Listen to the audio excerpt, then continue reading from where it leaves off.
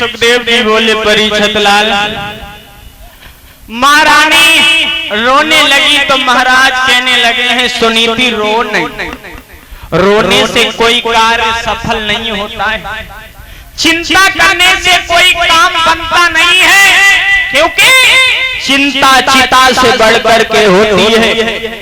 चिंता और चिता में सिर्फ एक बिंदु का फर्क है।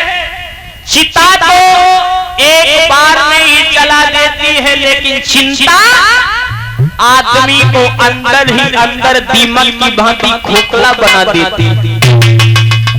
जो लोग चिंता करते हैं उनकी आयु कम हो जाती है, उम्र कम हो जाती है, कोई कार्य सफल नहीं होता। इसीलिए महारानी चिंता न कर, चिंता करने से कोई कार्य नहीं बनता है। और महाराज उत्तान बात अपनी प्राण प्यारी सुनीति को समझा रहे हैं। सुनीति सुनो,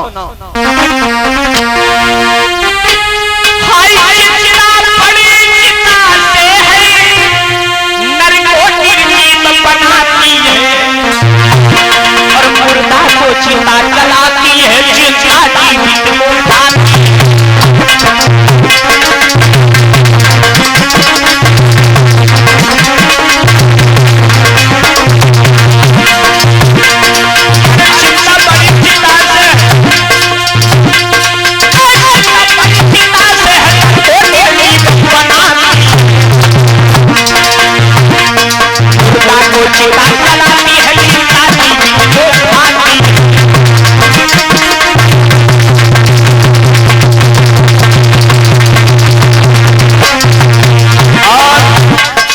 महाराज समझा रहे हैं सुनीति, चिंता ना करो।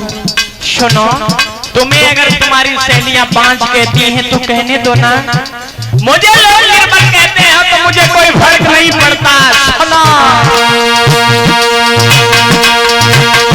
हम निर्बल हैं फिर 5 सही, हम निर्बल हैं फिर 5 सही है, केवल मन का हीरा देना ना देना लेना सब लीला घर की लीला है।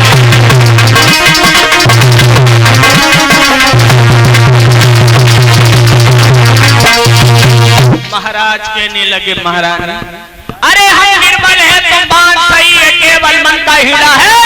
शुद्ध देना और ना देना और देकर के छीन लेना, ये तो सब भगवान की माया है।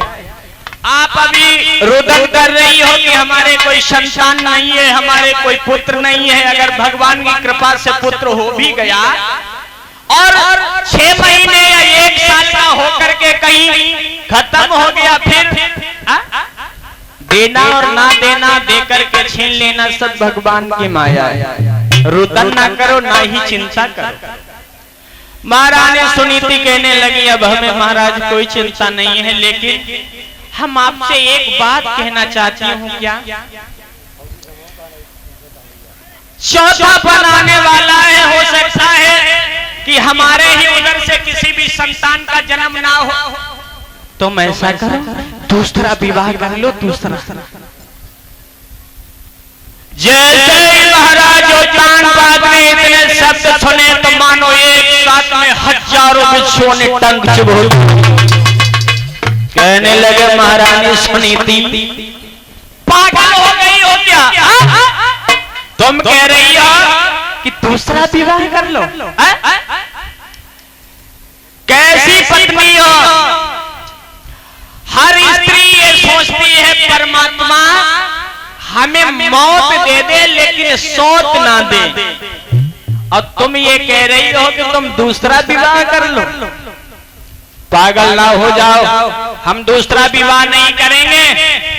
महाराज उत्तान पाद के जब इतने शब्द सुने तो महारानी सुनीति कहने लगी, महाराज तुम्हें दूसरा विवाह करना ही होगा।